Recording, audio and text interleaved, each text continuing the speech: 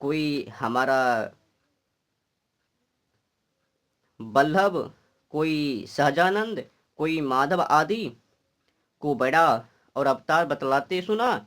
सहस्त्र से पूछा, उन उनके परस्पर विरोध देख विशेष निश्चय किया, इनमें कोई भी गुरु करने योग्य नहीं है, क्योंकि एक एक झूठे में 999 गवाह हो गए। जैसे झूठे दुकानदार या बेसिया और भरवा आदि अपनी अपनी वस्तु की बड़ाई और एक दूसरे की बुराई करते हैं, वैसे ही ये सब लोग हैं। ऐसा सन उस सत्य के विज्ञानार्थ व अर्थात हाथ जोड़कर अरिक्त हस्त होकर वेदवित ब्रह्मनिष्ठ परमात्मा को जानने हारे गुरु के पास जाए, इन पाखंडियों के जाल में ना गिरे।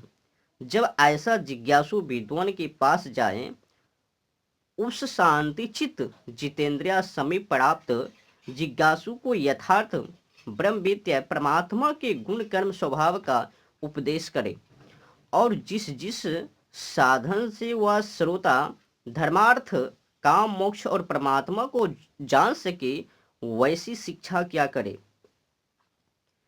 जब वह ऐसे पुरुष के पास बोला कि महाराज, अब इन संप्रदायों के बखेड़ों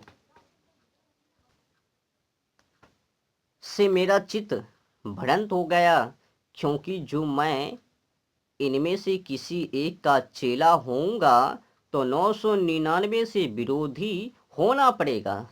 जिसके 999 शत्रु और एक मित्र हैं, उसको सुख कभी नहीं हो सकता। इसलिए आप मुझको उपदेश कीजिए जिसको मैं ग्रहण करूं। अब तो दुविद्वान ये सब मत अविद्याजन विद्य विरोधी हैं, मूर्ख पामर और जंगली मनुष्य को बहका कर अपने जाल में फंसा के अपना प्रयोजन सिद्ध करते हैं। वो बेचारे अपने मनुष्य जन्म के फल से रहित तो होकर अपना मनुष्य जन्म व्यर्थ गमाते हैं।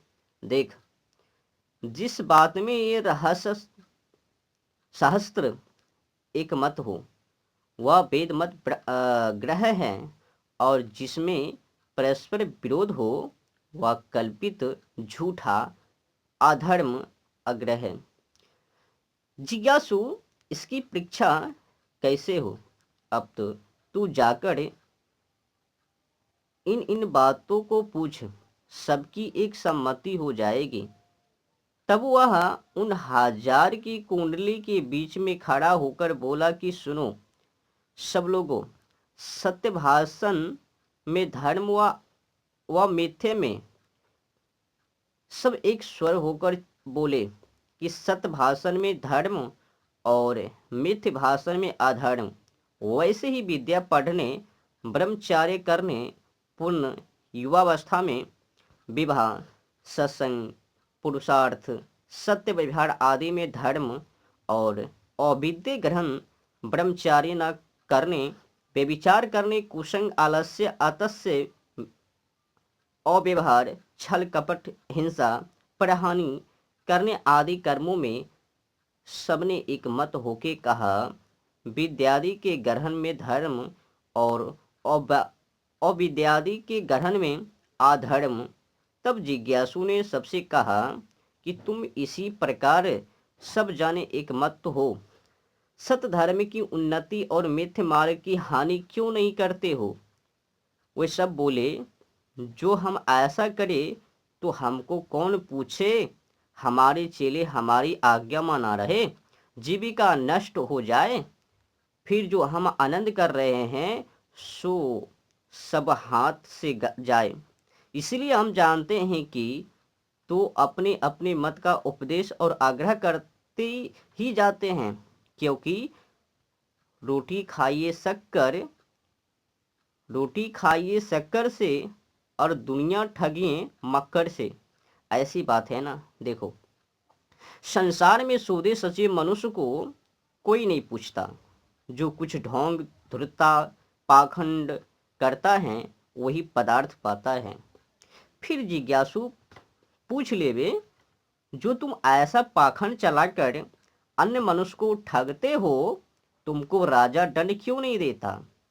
मतवाले, तुम नहीं जानता, हमने राजा को भी अपना चेला बना लिया है। हमने पक्का प्रबंध किया है, छूटेगा नहीं।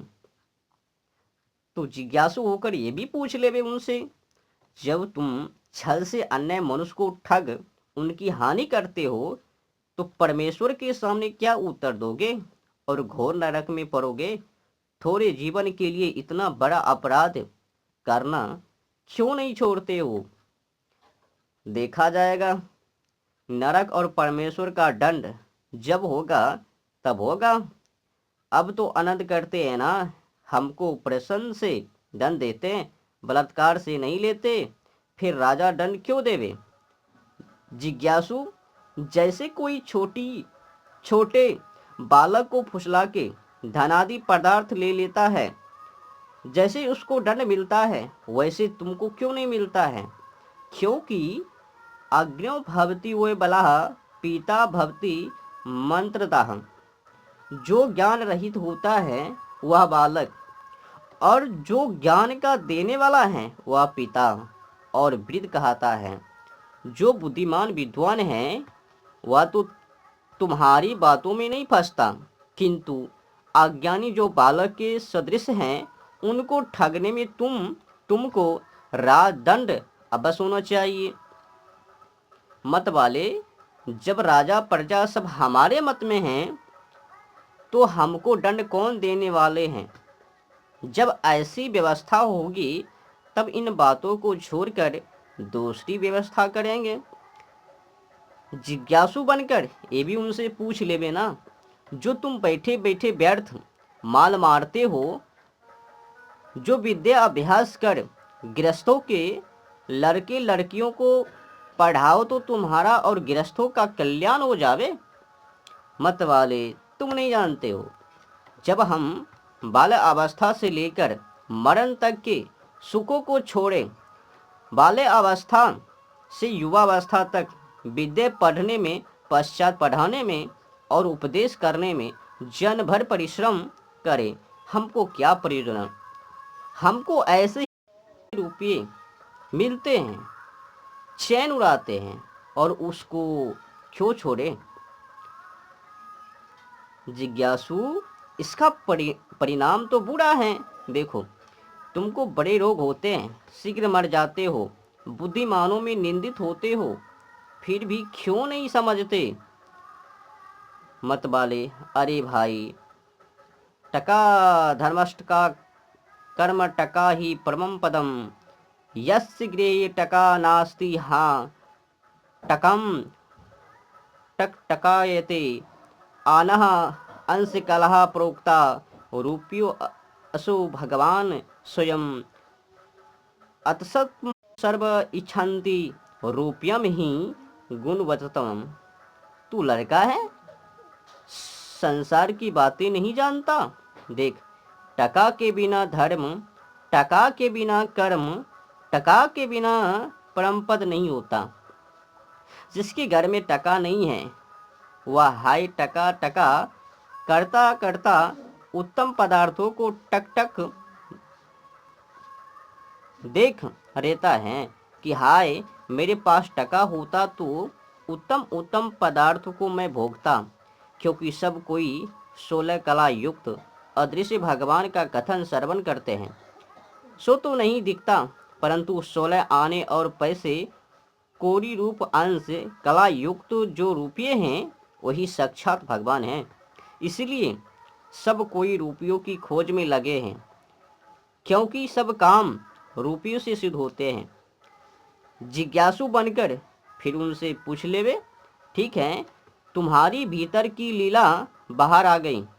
तुमने जितना यह पाखंड खड़ा किया है वह सब अपने सुख के लिए किया है, परंतु इसमें जगत का नाश होता है। क्योंकि जैसा सत उपदेश से संसार को लाभ पहुंचता है, वैसे ही असत उपदेश से हानि होती है। जब तुमको धन ही का प्रयोजन था तो नौकरी व्यापार करके धन क्यों नहीं कमाते? मत वाले, उसमें परिश्रम और हानि भी होती है। परंतु इसमें हानि कभी लाभ ही लाभ होता है। देखो, तुलसी चरना अमृत दे, कंठी बांधे, छेला मोड़ने से जनभर का पशु हो जाता है, चाहे वैसे बोझ लाद हो। जिज्ञासु, ये लोग तुमको बहुत धन किस लिए देते हैं? मतवाले, धर्म, स्वर्ग और मुक्ति के अर्थ हैं। जिज्ञासु, जब तुम ही मुक्त नहीं, ना मुक्ति का स्वरूप व साधन जानते हो,